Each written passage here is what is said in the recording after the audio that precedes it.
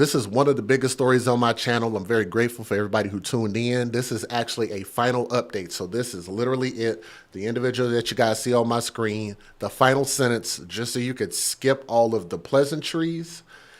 This story leads and ends with this man doing life in prison. Okay, just so you guys know, that's the way that the story ends.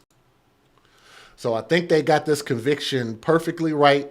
Now, if they had a stronger law where in this particular state, if they could have put him to the DP penalty, the death penalty, I think it would actually suit here. But before we get there, let me give you guys a disclaimer about my type of content. Some viewers may find the following content offensive and controversial. The information in this video comes from multiple sources, including court records, official police charges, news web articles, and interviews. This video commentary also contains my personal opinions about the facts of this story. The point is to use this story as a cautionary tale in hopes of preventing tragedies like these to children going forward. Viewer discretion is advised. That is your official disclaimer. All right. So, the individual that you guys see on my screen, let me see if I can back it up just for a second. This guy. And this story happened a few years back, but it took Montgomery County jury about 90 minutes this week to convict a Collegeville man of first-degree murder and involuntary deviant sexual intercourse in the death of his own 10-month-old daughter. Now, when I first told this story, it actually brought me to tears because I thought about my daughter when she was this age, and the last thing I could ever think to do is to hurt or harm my baby. And I want y'all to look at how happy this little girl is. Beautiful little baby, and she didn't deserve a single thing of what her father was convicted of. So for even for the people who tried to come and defend him and saying he's going to get his day in court, well, he got his day in court and he epically failed. Just to let you guys know. Austin Kamal Stevens, 31 years old, was sentenced to life in prison immediately by Common Pleas Court Judge William Carpenter. Stevens, who is a former youth football coach, and you guys saw that from the picture, in Lower Providence Township, said nothing Thursday at the close of his 3-day trial in Norristown. First Assistant District Attorney Edward McCann, who prosecuted the case, said afterwards that the death of that beautiful angel right there, 10-month-old Zara Scruggs, at the hand of her father was a new level of horror. So just as a forewarning, you guys are going to hear some details. That's actually my original thumbnail. So if you go back in my channel and look, you'll see those videos and those thumbnails. Those are actually mine that I created.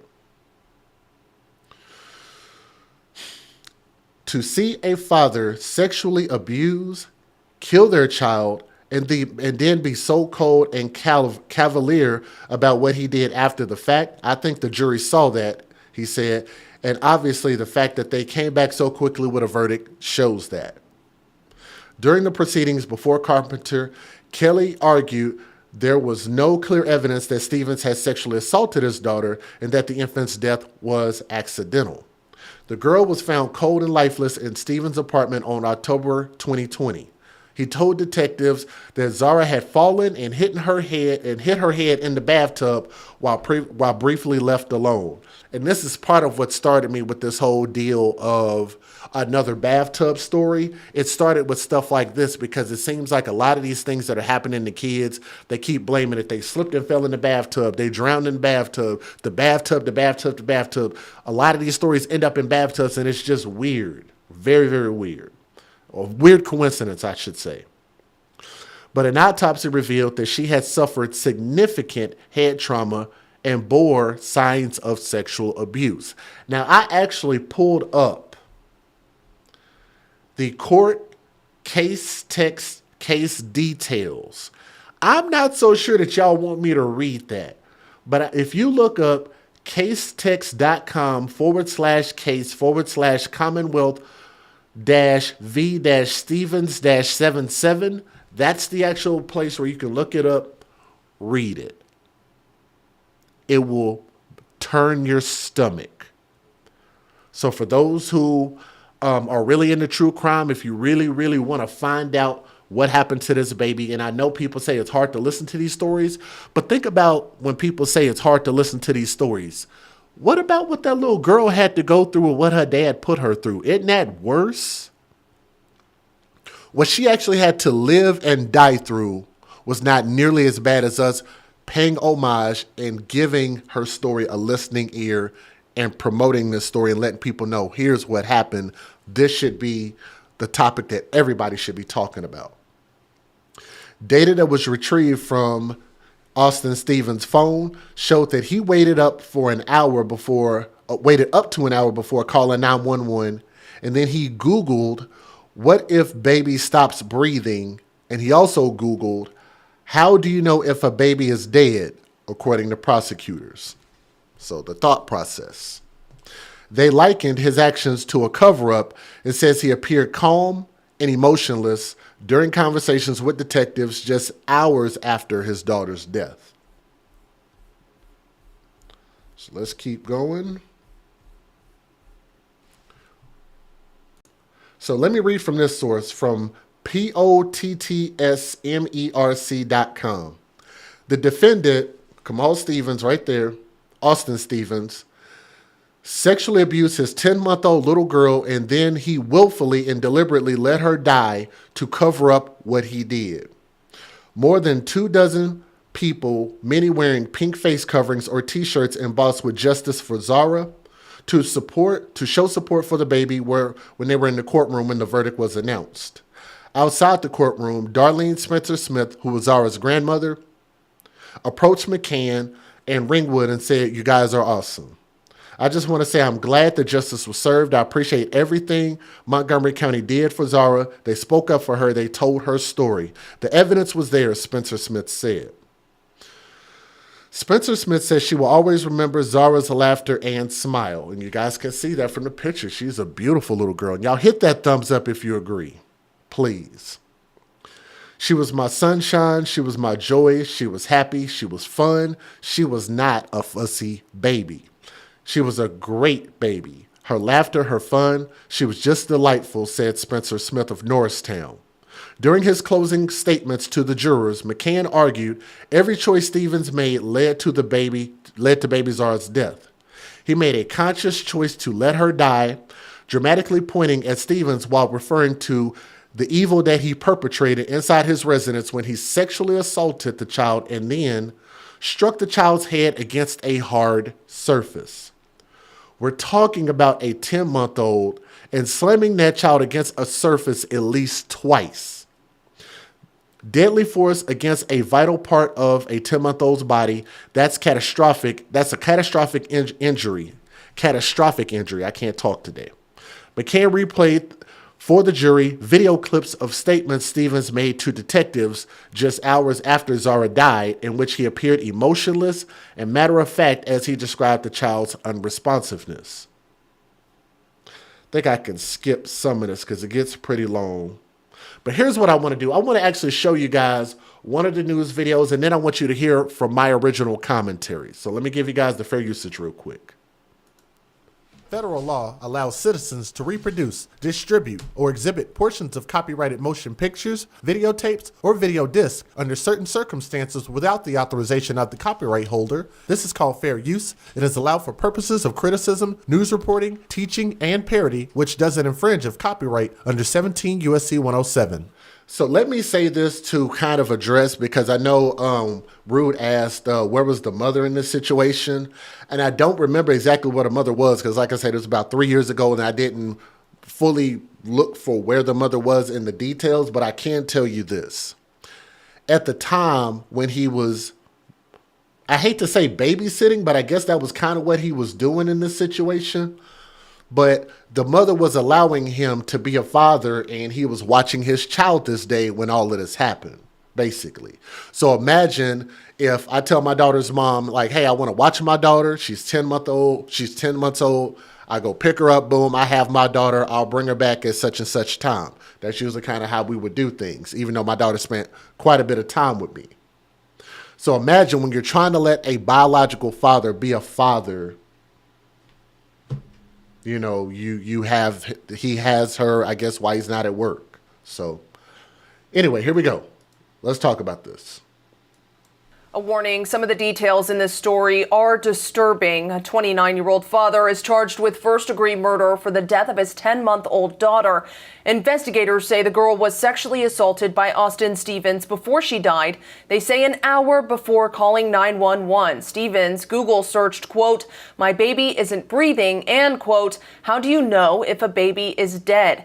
An autopsy revealed the baby was the victim of sexual assault with trauma to her body and also blunt force trauma to her head, which ultimately killed her. Stevens' charges include first-degree murder, rape of a child, and aggravated assault. Katie Johnston for CBS Philly. Ladies and gentlemen, this particular, and I meant to warn you about this. This is actually my original video commentary when this was going on. So I want y'all to just kind of hear this and just kind of hear what my thoughts are on my real raw emotion when this happened. So here we go. Ladies and gentlemen, this particular story is just one of those stories that there just are no words for, okay? The fact that as a man, as a black man, as a father, I am absolutely embarrassed at the fact that this man could even be called a man or a father. You just got to hear this story, and I'm going to warn you guys, it's going to be a little bit difficult to digest if you're not able to handle the details. I get it, I understand, and this might not be the story for you. But for everybody else that wants to hear this story, a baby girl died after she was raped by her biological father. And then he waited more than an hour to call 911 at his Montgomery County home, according to investigators. Hashtag not my words. And I want y'all to look at this picture, and I'm going to tell y'all something. I'm going to tell you something that really broke my heart. All of these kids just look so happy. Every single one. Malia looked happy. Especially Tyrez. When you see the story about Tyrez Moore, he looks so happy. This baby girl.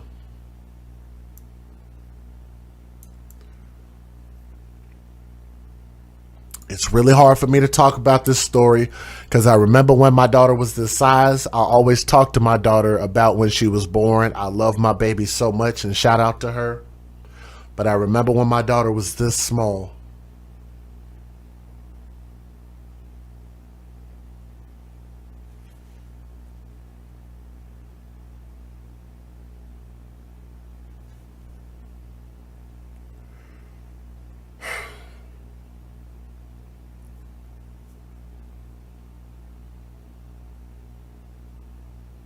Sorry.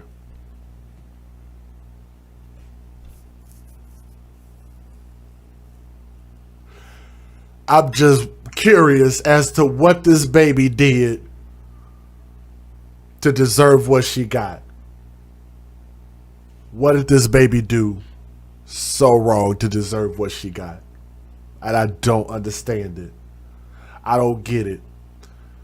And I want to say some very, very horrible things on air, and I'm going to refrain from doing so because it hurt my heart to hear this. And you see her face. I just don't understand it. I'm sorry. Y'all hold on a moment.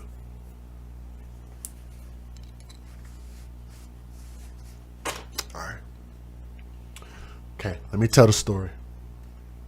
This person that you see on my screen, his name is Austin Stevens, who is 29 years old, of Lower Providence Township.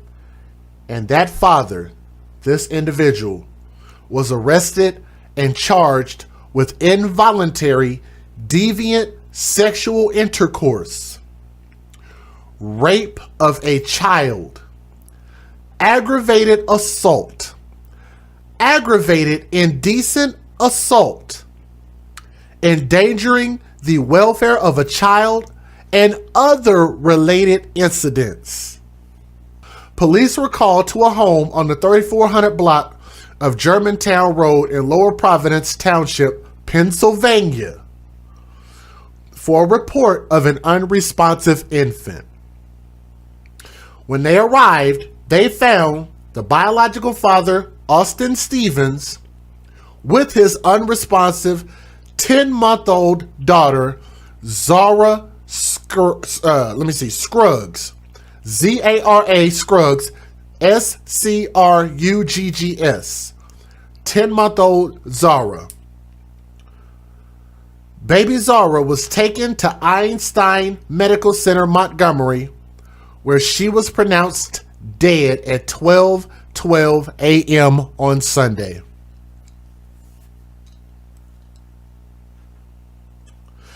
Investigators searched Austin Stevens' phone and found, and y'all can see from the screenshots, found that he conducted several Google searches for nearly an hour before he called 911.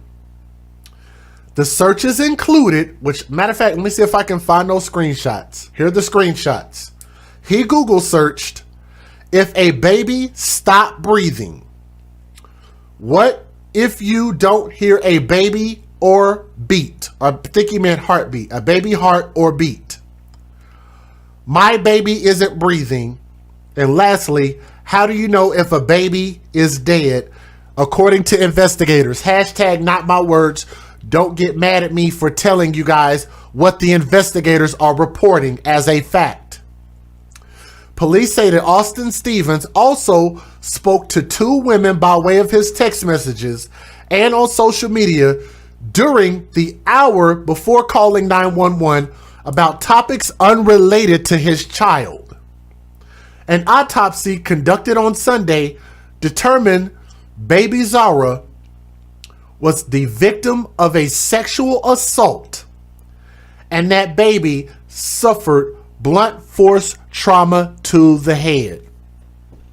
This case is deeply disturbing, and it's hard to imagine the child's death being any more traumatic. Sexual assault on an infant, followed by inaction by the father to save her life, and led to her death. That's according to Montgomery County District Attorney Kevin Steele. This individual, Austin Stevens, was remanded to the Montgomery County Correctional Facility after failing to make a $1 million bail.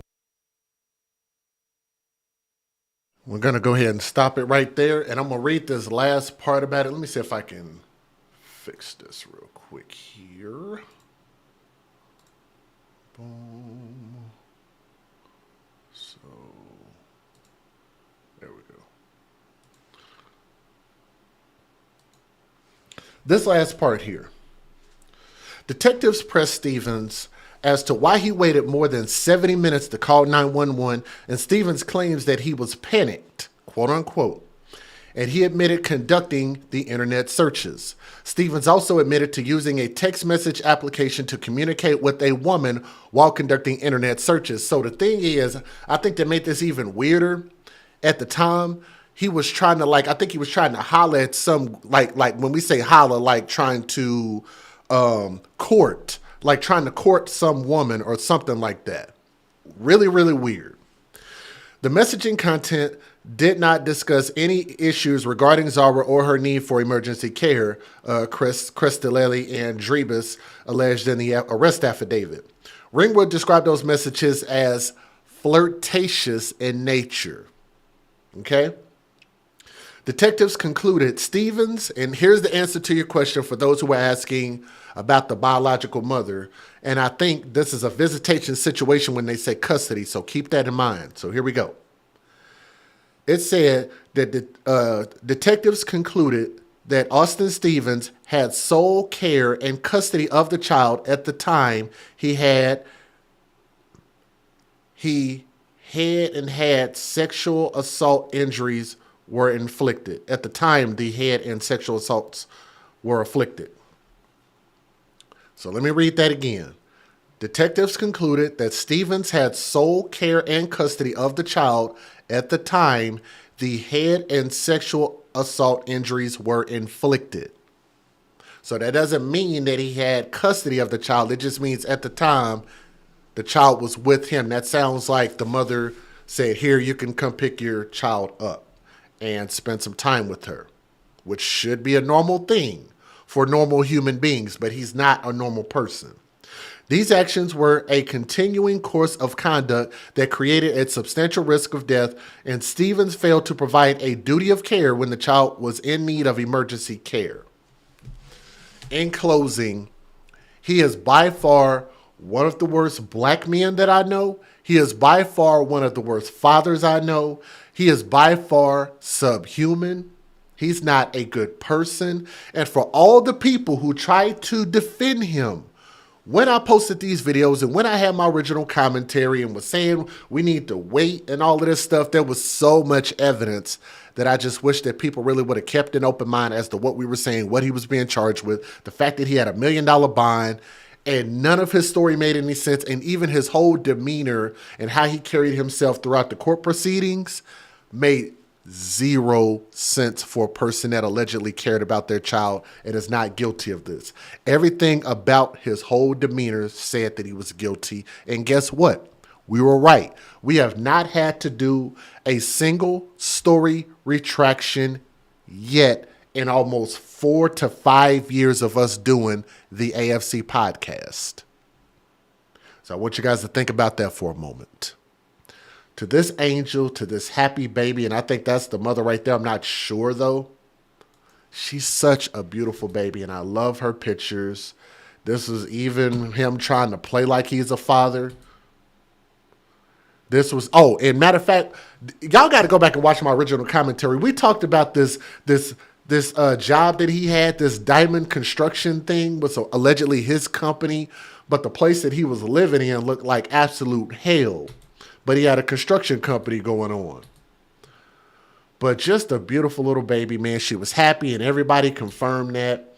Probably one of my favorite pictures of her is this one. That's probably my favorite picture of her. So, Zara Scruggs, 10 months old, young princess, R.I.P. We will never forget you. And we are absolutely glad that this is the update that everybody wanted to hear, and we got justice. So we are absolutely happy with the verdict, and this was the correct verdict. This man needs life in prison, and if they had more that they could have given him, they could have gave him more. So go to hell, Austin Kamal Stevens, alleged father. Thank you guys so much for listening with an open mind and an open heart to this story. This is a hell of an update, and I think that we got to win here. But as men, as black men, we got to do better. We can't have people like this. And this story should be absolutely viral. This story should have made 5-10 million views. Absolutely should have went viral. That angel deserved every bit of that attention and love. Thank you guys so much.